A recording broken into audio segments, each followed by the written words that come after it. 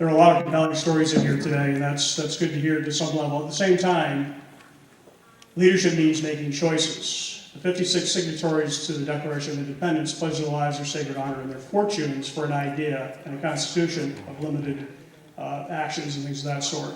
I would suggest to anybody here that wants to have an argument about this, that the government has become too large. We heard people talking about this, that, and whatever else, and not being able to get answers back from your office or anybody else's offices. And that may very well be from my perspective, because the government has tried to take on too many things. My question to you very simply today, as a Congress lady, you have to make choices. You can't say everybody in here has a good idea, I have to enact that or put a bill through for that.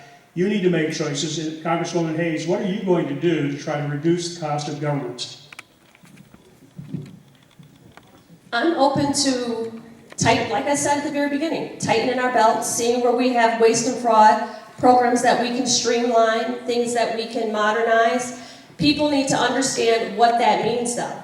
Could I also suggest to you that we are here today partly because you didn't make choices in the prior administration where people who didn't go to college were being asked to pay off the loans of those that did go to college. What was your voice?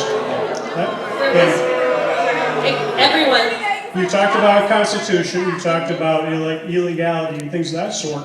And to my understanding, the forgiveness of student loans was not legal. So were you making choices about that? And again, I'm talking to you as a taxpayer. Yes, absolutely. I'm up to here on taxes for the federal government.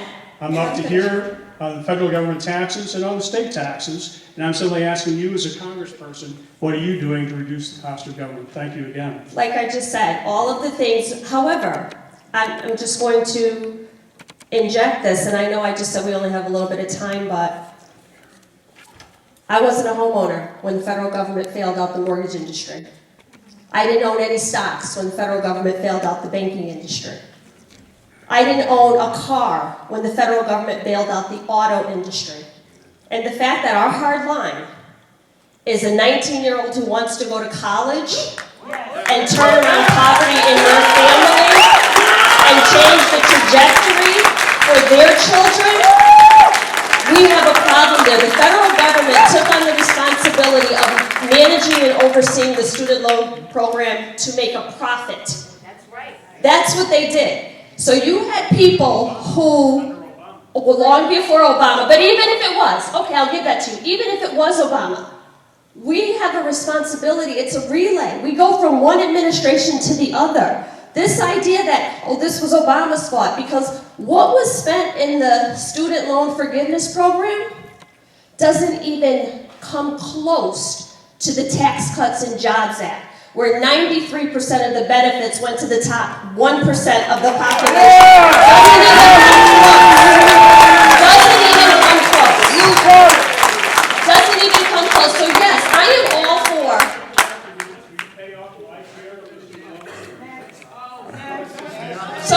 So no, because it is very interesting that that is always the program that people bring up. When a storm hits and FEMA comes in, American taxpayer dollars are sent to help Americans. Where were you, Congresswoman Hayes? You said you couldn't come back from Chicago. I looked at Southwest Airlines that day. There were 4 non-stop direct flights from Midway to Bradley. No, let it finish. You could not get a flight. You said you could not get a flight. Goodbye. Sir, if you remember, no, we'll address this. Because if we're having a storm that you're describing, I don't care what the internet says. If you've been at an airport or been on a plane is not flying into a storm. A plane is not flying into a storm. That's just basic. Come on.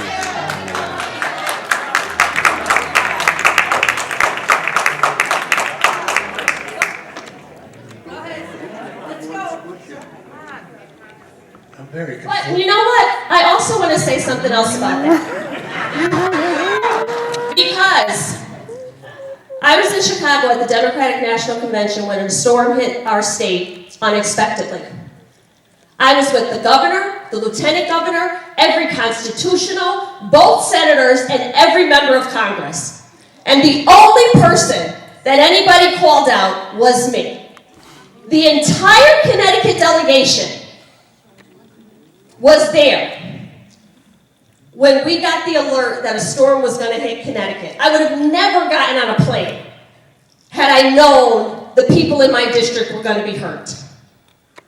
And I immediately went to work to get a declaration and money and relief back to this district to help the people that were hurt. And don't say in 24 hours. And don't say it's because I was on the ballot. Chris Murphy was on the ballot too, and I didn't hear boo. So these unfair standards and purity tests and different levels of accountability for different people, I have no problem standing in front of the people that I represent, telling you why I voted the way I did, defending a position that I have, giving you my time, energy, and attention because you deserve it and the people elected me for that. I will never hide from my constituents or from a position that I took on anything.